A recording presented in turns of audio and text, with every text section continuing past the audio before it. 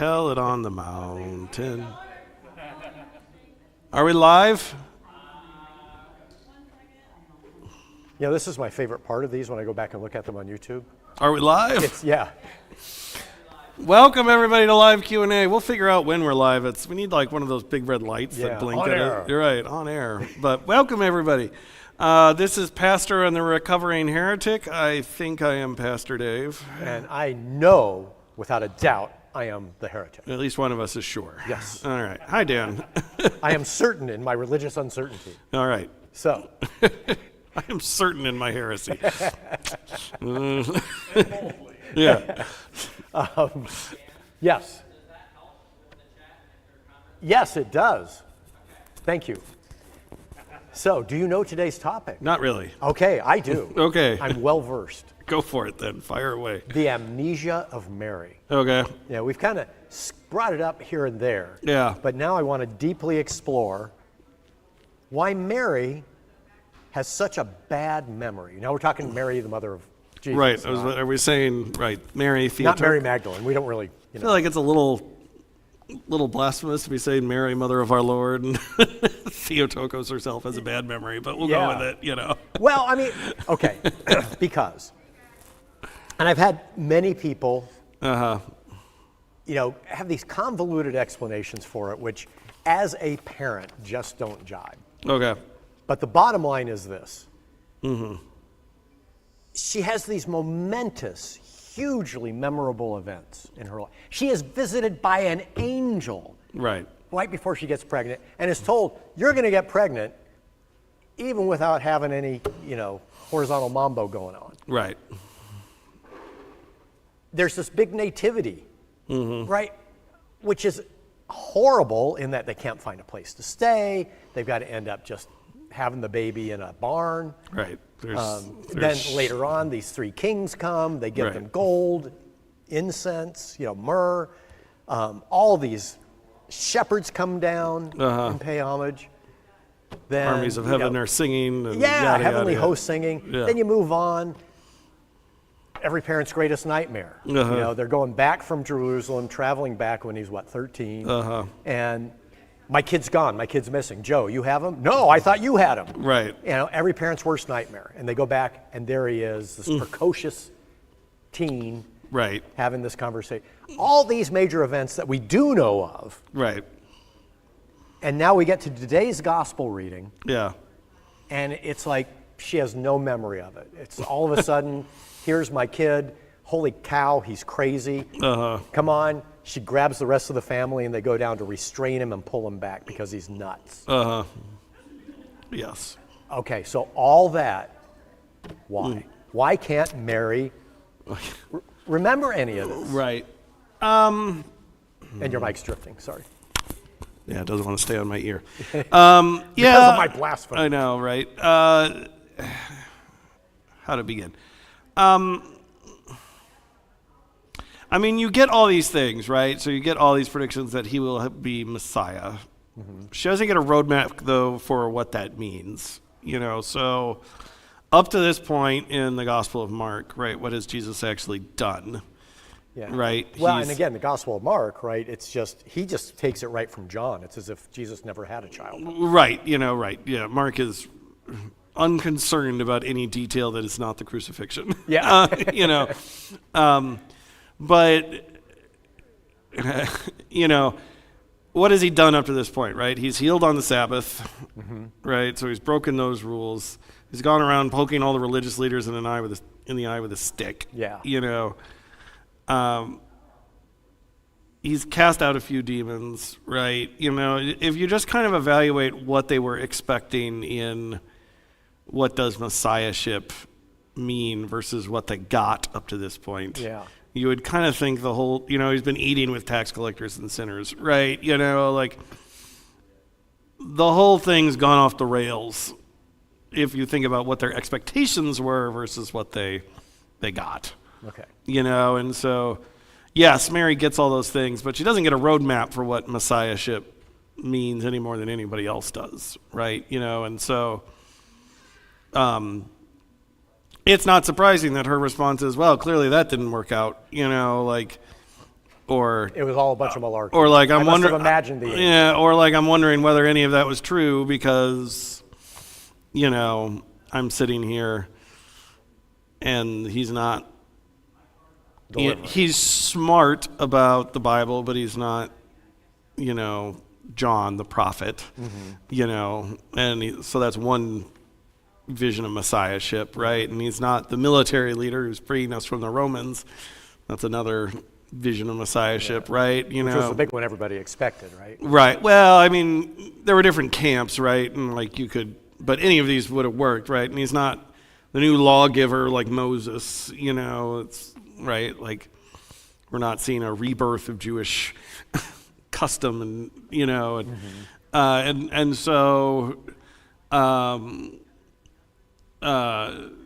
And Keith says, is it because she's still a mom, at heart? And yeah, Keith, I think that's exactly right. That on top of that all, she's still mom, right? Right. And, moms get an idea about you in your head, and it's kind of hard to dislodge that idea after that, right? And so. So basically, this is oversimplifying, but what it sounds like to me is what you're saying is she has forgotten all this stuff, in quotes forgotten, because he's a disappointment. Well, I don't think it's forgotten, right? I just think if you take what we're given as evidence up to this point in the Gospel of Mark that this happens, it would be hard to square that with your vision of what you thought messiahship actually meant, and so you would think he's just gone insane. I doubt she thought when Gabriel came to her and said, your son shall be great and shall be overshadowed with power of the Most High, yada, yada, yada. I doubt she interpreted that as he's going to go around poking all the pastors in town with a stick, right in their eye. Like, like, hey, does this hurt? Hey, that's what he's done up to this point, right? And so I doubt that is part of it, So as Mark states, and I know some of this could be a translation issue, but the actual phrase, he's out of his mind. Right. So she, as a mom, is concerned because she actually thinks he's out of his mind. Yeah, and I mean, right, his brothers and his whole family's there, right? So how much of this also is a group dynamic is hard to comprehend also, Some sibling rivalry, because Jesus would have been the oldest, right? Theoretically. If it's a virgin birth. Of Mary, at least. Of Mary and Joseph, yes. Yeah. Depends on how you think about the theory that Joseph had kids from a previous marriage. Gotcha. Theory, so he could be the oldest, he could be the youngest. It's kind of up in the air. Yeah. And is this where we realize that Joseph's not in the picture anymore? Because it doesn't mention him at all. It's not quite where we realize it, but he's just not mentioned. I mean, he's not mentioned in Mark at all, really, except to say, isn't this the carpenter's son? He's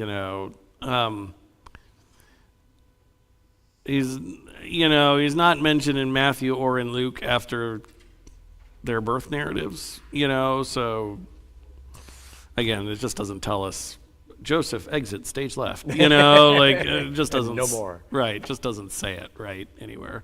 Well, I've wondered, and I don't know if this may be something you covered in seminary, but is it possible, since this is not in Mark, and really there's not boy Jesus and John. Yeah. So is it possible that Matthew and Luke actually lifted from some of the apocryphal childhood gospels to enhance their stories? Well, those gospels come after, right? Those apocryphal ones. Okay. So, but I mean, like Luke is clearly setting out to write an infancy narrative that's memorable, right? He actually writes it in an older style of Greek. It'd be kind of the equivalent of chapters 1 and 2 of Luke are written in an older style of Greek. It's kind of the equivalent of if I wrote something in King James English and then flipped. I was trying to be fancy. I was trying to sound old-timey, and That's exactly what Luke is doing. He writes his first 2 chapters of the gospel in the same Greek as the Greek version of the Old Testament, which is a much older version of Greek, so he's intentionally setting out to do a memorable birth narrative, which he succeeded at, right? On a literary level, like it's the one we read every Christmas, like, congratulations, you succeeded. So, he's deliberately doing that. He's, and then you've got Matthew's stories, which are different, from a different perspective. So why would it have been important for Luke to make that memorable nativity story? What point is he trying to make? He's trying to make the points. He uses the nativity to kind of lay out the themes of the rest of his gospel, right? So God is for the underprivileged and the poor, right? Unequivocally. God is for the weak, that's all kind of laid out there, right? Jesus is the one who accomplishes this work of God of making the last first and the first last, kind of thing is going to be, that whole theme is just laid out in Luke chapter 2. So it's like, here's what I'm going to be teaching. Yes. And you'll get the details later. You'll get all the details as we continue to go. Previously in the Gospel of Luke. Right. Okay. Yeah. In general, why did people think Jesus was insane? And I know you mentioned that he prodded a lot.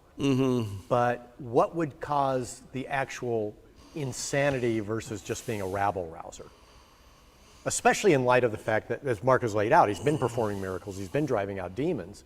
So clearly there's something. Yeah. He's going around saying, I'm the Lord of the Sabbath, right? Right, which is like wait, what? That's God. Right. Yeah. I am the Lord of the Sabbath. He's going around using the Son of Man title, which is a apocalyptic title from the book of Daniel.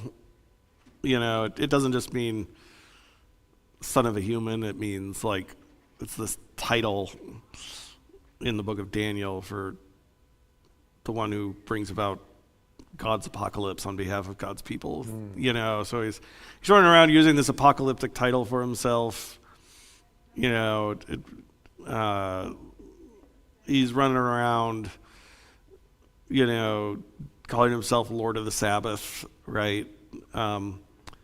He's running around basically upturning, lots of established custom, right? So I don't know. I would think, do the math, right? It would seem pretty crazy, to it's not just rabble rousing. There's the poking the eye and the stick kind of thing, but there's also just look at what he's called himself the last, the last 2 weeks, right? Well, how much of that would have come from? You've mentioned before that there were these different Judaic movements at that time. Yeah. And I think you mentioned, and it might have been something I read, that he fits a lot of the philosophies. Was it the Essenes?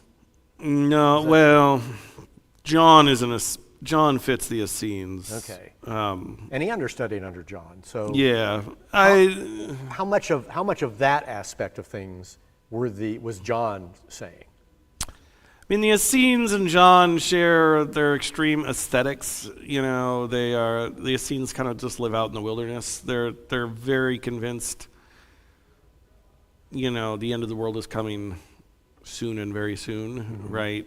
And Jesus seems to imply that too. The kingdom's already here. Right, yeah. They're very convinced. They're very much about making God's people pure, right? And whole and holy again, for a God that's coming quickly,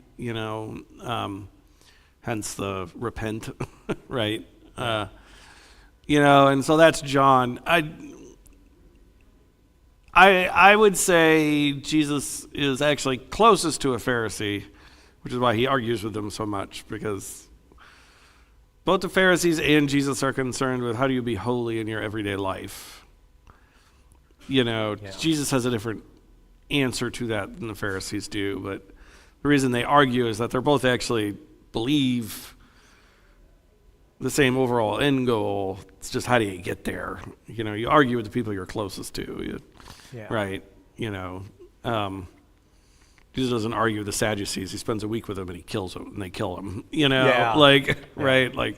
But he argues for 3 years with the Pharisees, right? And that's because you argue with the people you're actually most approaching. Because you're trying to ultimately build that consensus, since you're right. You have the same ending in mind. Right. The Pharisees are in and among the people, as are Jesus. That's another feature of the Pharisees, right? They're not in the temple establishment in Jerusalem. They're not at the cultic sites. They're out and amongst the villages and the people, as is Jesus. Again, that's why he keeps bumping into them. They have the same target audience and the same general goal. It's a question of method, So who was at 13 when he was in the temple debating? Yeah. Who was he debating with the Pharisees at that point? It doesn't say. It says the teachers of the law, which could be any priest to the caste. Well, it could be any theologian, religious expert. He's debating with the theologians, some of which were probably Pharisees, some of which were Sadducees, but, he's debating with the theologians. So it's more scholarly in nature, I would imagine. Yeah, although, we don't really have ecclesiastical courts anymore, which is a shame, and I don't know. I'm not ready for another Spanish Inquisition. It was fine. It was fine. Right, it was fine. Yeah, I'm not sure I called Torquemada fine, but okay.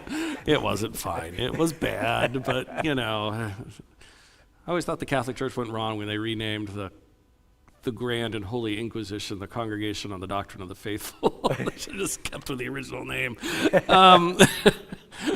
But we don't really have ecclesiastical courts really anymore, but this was like a thing for most of human history that people had to deal with, like church courts of some kind, and so the law, being an expert on the law was not just I'm a theologian, but I'm authorized to weigh in on actual religious legal matters and settle those formally in court. So it was like theological attorneys. Yeah, but that dealt with real. It's like how the Catholic Church still kind of has this, right? So it's I know a person who's now a pastor in the Lutheran Church, but her job before that was she was actually a canon lawyer. It was actually her job was to argue before the ecclesiastical court. Wow. For the Catholic Church, and usually it was about annulments, but right, but that's a case where it's a theological issue, an annulment, but it's a real world practical issue too, which is why Jesus is hauled before the Sanhedrin, which is actually it's a religious body that is pseudo actual authority, and so these ecclesiastical courts have decision making over real world issues kind of thing. I just imagine the business cards. Yeah. Well, Kate Venable, theologian at law. Right. Well, yeah. That's what it is, right? Literally, theologian at law, right? That's exactly what it is. I've seen a whole new career path here. Right. Well, why? Given all this, okay, big picture stuff. Yeah. Clearly, if you have a Sanhedrin, there are these issues that come up that need to be debated, ruled on, all that. Yep.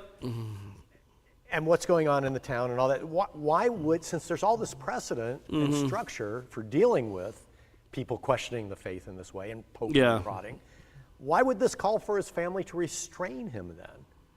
Well, because it's an honor shame. He's dishonoring the family. It's about the public honor of the. In honor shame cultures, one of the things that will antagonize people most is claiming an honor status that is above you. And so Jesus is always, this is why people are always constantly challenging Jesus, is because the way you deal with that is you challenge somebody, usually in a game of, it's called challenge and response, right? And, so Jesus is doing this all the time, right? Some Pharisee walks up to him and says, "Teacher, is it lawful to pay taxes to the emperor?" And there's the challenge. And there's the challenge, and then this is a challenge because Jesus is claiming he's a carpenter's son who's claiming status as the Son of God, right? And the ultimate royalty. Right, and so he's claiming this ultimate status that is far above his station, and so everybody feels this public need to constantly challenge him. Now, Jesus is very good at this. This is probably the thing Jesus is best at, is the challenge response game, and so he always has a quip in response, whether it's a parable or a line or some, like he's always got that kind of response, but it is about his public honor as it's about his public honor, okay. Right? And Keith asks, is that why they mock him with a crown of thorns? Yeah, right. No, exactly, right. It's about mocking his. Didn't mean to shock you that much. I'm sure Keith meant to. It's about claiming, right, it is. It's about mocking his. They're trying to shame him back to his true status in society, right? So you can't. It's like being a pretender to the throne. You can't be this Nazarene pauper and claim you're the ultimate royalty. Right. You can't be from the backwoods Hickville of the Roman Empire and claim you're the Son of God. Like, that's just ridiculous. Okay. Yeah, I mean, that gives context, because it's like today when people claim to be the King of America. Right. There's that guy who claimed to be the Emperor of San Francisco. Right. 100 years ago. Right. Don't get me wrong. Use them as nuts. Right. They're nuts, right? But we don't live so where it's different is we don't live in an honor shame culture where you felt the need. That claim didn't feel like public challenge. Whereas it's public challenge in an honor shame culture, because he's claiming because honor is a limited good. There's only so much of it to go around. So it's like a commodity. Right. Okay. And so if you claim more than your fair share, necessarily somebody else's honor must lose out in that equation, and so to defend your own honor, you've got to put this guy down, and so he's claiming honor at expense of the religious authorities, and so they've got to respond to keep their own honor, which is why they're always like headbutting with him, Yeah. Well, given that, why don't the miracles count for more? I mean, clearly, even his siblings, his own family and his mom, would see the miracles as counting as something, unless all the kids could do them. Yeah, I mean, they do count, but he hasn't done them in Nazareth first, right? So, and he doesn't do them in Nazareth. They actually, in Luke, they try and kill him over that. He gives his first sermon and he says, again, Jesus pokes people in the eye with a stick, right? He goes, "Doubtless you'll say to me, 'Doctor, heal thyself. Do for us what you did in all these other places.'" And he says, "Nah, no, thank you." So is this why? And so he hasn't done them here, so they haven't really, all they get are stories, right? Gotcha. Okay. It's like a game of telephone. Like, right. All they get are stories about what he did in Capernaum at this point. That's one of the things that's bothered me in Mark, is that Jesus is always, he'll do a miracle and then say, "Don't tell anybody." I've done this, don't tell anybody. I've raised someone from the dead, don't tell anybody. Yeah. Is this why? It's because he was trying to avoid this kind of reaction? It's part of the reason. We're not really sure why. It's in biblical studies, it's called the messianic secret. It's Jesus. It's just a literary feature of Jesus. Yeah.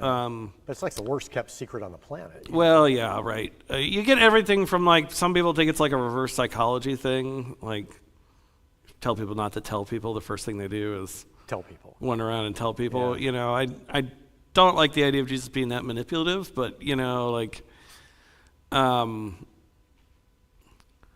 I think it's the best explanation I heard is that Jesus is in this, this is Chad Myers in Binding the Strong Man commentary on Mark that I really like. he describes it as Jesus is on this direct action campaign, through this first cycle in Mark. Mm-hmm. And the issue is too much attention would interrupt the campaign, right? You know, and so like he's trying to do this direct, if you're trying to do I remember we did a campaign when we were in Youngstown where the CEO of this slumlord company, basically, we went around his neighborhood and taped pictures of the houses he owned to all his neighbors' doors and said, your neighbor does this to our neighborhood. Wow. But had I had a lot of press there with me, it would have been not very effective, because I wouldn't have been able to get in and get out of the neighborhood. Right. We wouldn't have been able to get in and get out to do that, right? Yeah. Like guerrilla marketing. Yeah, right. It's like we would have been interrupted and cops would have been called, and it's like all that. Sometimes the attention doesn't actually help the direct. Sometimes a direct action campaign needs attention, but other times you just need to do the action. The action itself will be the attention. Yeah. You don't want the marketing with it. And so I often think that's part of it, is Jesus has got this kind of direct action campaign he's doing against the wider authorities, and he doesn't want the campaign to be interrupted with a lot of marketing. The other theological answer is that in Mark, Mark's very clear, you can't understand anything Jesus is doing without the crucifixion.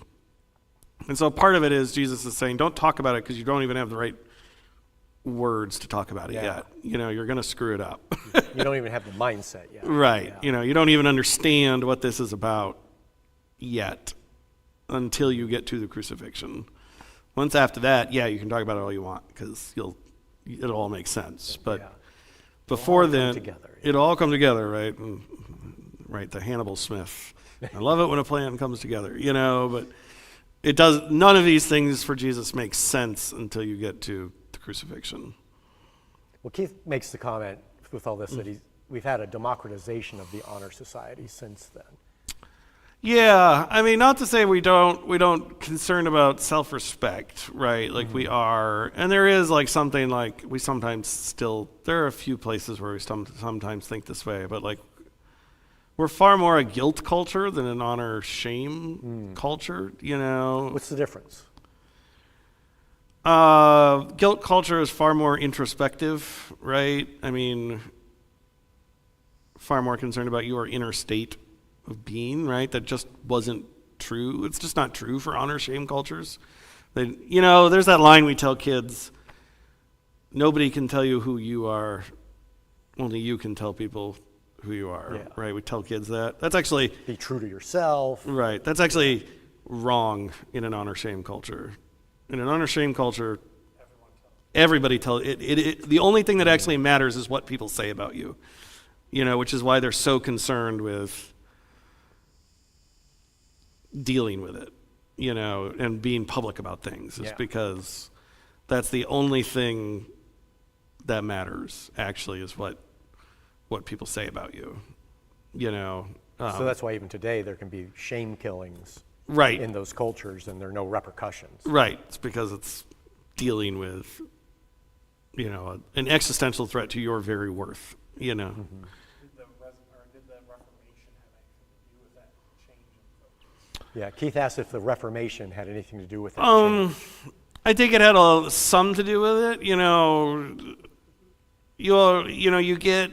The Puritans came in. Sounds like very Puritan type. Yeah, you start getting already with Augustine, right? There's this shift. Augustine's the first guy who sits down, and this is why the Confessions is really so important. Kate always rolls her eyes at the thing about the pear tree, but the reason... Yeah, I just heard her go, oh. I know, right? But the reason why that chapter is important and why the whole book's important is because that's the first time somebody had actually taken time in Western literature to write out, these were my motivations, to really sit down and deal with why did I, not what did people say about me when I took the pear tree, but what does it mean about me, that I took the pear. And so like you already, with Augustine, you start kind of seeing There's this gradual shift in Western culture as you start, as we become more and more introspective. Reformation does some to it. Industrial capitalism kind of does some to it, that kind of stuff. Yeah. So It seems like that would play into having more of an impact on sin as well, in that if you got an honor-shame culture, your individual action doesn't carry as much sinful weight because it's shared by the group. yeah, Whereas well, if you want an individual to repent, then they have to carry an individual burden of sin. right. And well, thus guilt and this is why the all that Bible's plays always in. talking about you are saved as a people, right?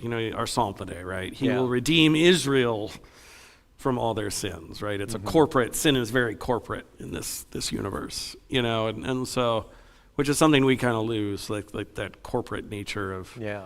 we want to say, well, I didn't do that. It's like, yeah, but Well, the concept of original sin, because I've always looked at that as like, come on, that's how many thousands of years ago? What do I have to do with that? Right.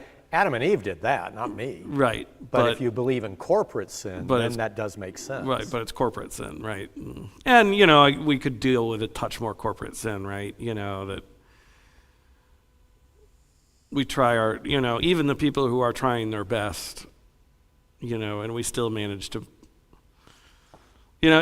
people want to look at, like, for example, like, talk about racism and policing or something like that, right? And they'll say, well, blue cities have as much, even the most liberal cities have as much a problem as like very conservative places, and people will say, oh, that's hypocrisy. And I want to go, well, it's not really hypocrisy. It's just, that's the nature of sin, right? It's corporate. It's, even when you're trying your best, you're still caught in this web that's greater than you, and that's that corporate thing of sin, right? There's this, whether you want to call it systematic racism or systematic injustice or, like there's this corporate nature to sin that is beyond just you. Even at your best, it's not enough. Yeah. You know.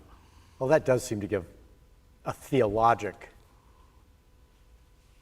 verification, justification, not justification, that's the wrong word, but verification of systemic racism, systemic sexism, systemic. Right. This stuff is built in, and even though you may not feel like you've, Right. it's still there for the culture. It's still there, and you benefit or don't benefit from, but like it's still there, right? And we all play our role in it, so. Man, this has gone fast, and I've only gone like 3 questions in. That's fine.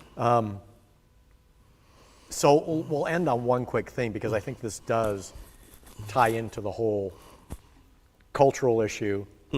What I now understand is Mary's culturally induced amnesia. Right.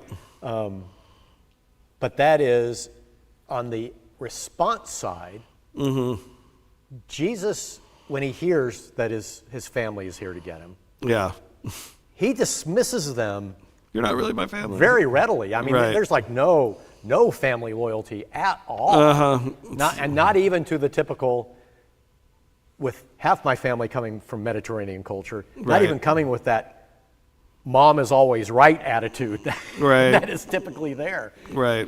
He throws his mom under the bus just as much, or I guess Yeah. under the chariot just Yeah. as much as he does his brothers and sisters. Right. Why? How can he do that so, especially this guy who's teaching about unconditional love, how can he throw his family under the bus that quickly and that readily?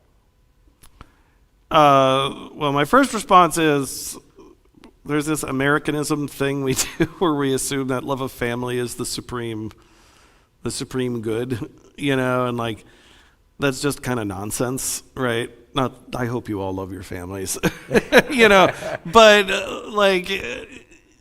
to us, like we place it on this pedestal that it becomes the ultimate thing, right? And it's like that's just not, anybody who has a shitty parent, pardon my French, right? Like knows that like that idea is kind of this hallmark thing that we talk about, right? But the pressure is on you a lot when you do have a bad parent, Right. abusive parent, whatever. Pressure is still on you, but yeah, it's your mother, it's your father. I know. You should still love them anyway, just Right. because of who they are. Right, and I would say, Luther's explanation of honor your father and mother says the flip side when he's talking about the kid's responsibility to the parents. He says the flip side of this is that means your parents are to be people worthy of honor, worthy of honoring, right? And Yeah. it's not that it's bad. It's that we as Americans want to, Augustine says that most sin is rooted in misordered love. He says loving something more than it should be loved, and like family is a good example of this. And like, it's an idolatry for some people, not because it shouldn't be loved, it should be, but because we want to love it more than anything else, and so what Jesus is doing is Jesus is establishing. So there's that problem we have, right? The kind of, let's not make this more. I knew a guy who was, he was a friend of mine in college, and he was Bangladeshi Muslim, but he'd converted to Christianity when he was like 19, and his family disowned him.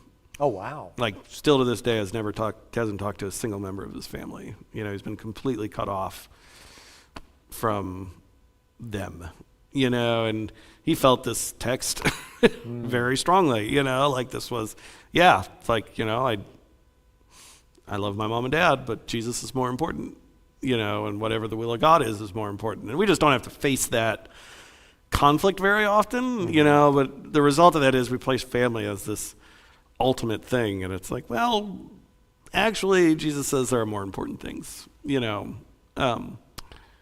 So there's that. And then the other thing Jesus is doing is Jesus is trying to establish what's called this is a fancy sociology word, a fictive family, right? It's a new family, right? Part of his direct action campaign is breaking the bonds between your normal family that's tied to all those, to use modern speak, right, institutional structures that are a problem, and establish a new community, a new family with different institutional ties, basically, So kind of that line that friends are the family you choose. Right, and that's, and trying to undo those other bonds that are tied to so many troubling things, right, and because, your normal family is a part of the temple complex and the imperial occupation process, and, and kind of that whole system, right, that whole web of religious leaders and the tithe and the taxes, and and Jesus says, all right, we're breaking all our bonds there and forming a new family within the church, within the family of God, right, the people of God, and that's separate from those old ties, so that you truly can live differently. We are perfectly out of time. Right. And I say that because we're ending on this family note. Next week is Father's Day. Right. So I think we will continue this line of thought. Yep. Next week, let's focus on the role of fathers in the Bible. Yes. That'd be cool. And so, Joseph exits stage left. exactly. Right. Joseph exits stage left. Give us Joseph's backstory. What's he doing while he's absent from the stage? Joseph, and then we get Abraham, Isaac, and Jacob, who are the most dysfunctional family in human history. There you go. So yeah, if you have questions about fatherhood in the Bible, get them to us through the week. There's a lot of crappy ones. Yeah, I say non-exemplary fathers. Right. Here's how not to be a dad. Right. But yeah, let's focus on fatherhood next week. And if you have questions, get them to us. Office@relc.org will get them to us. And or be here live next week. Yep. Peace, everybody.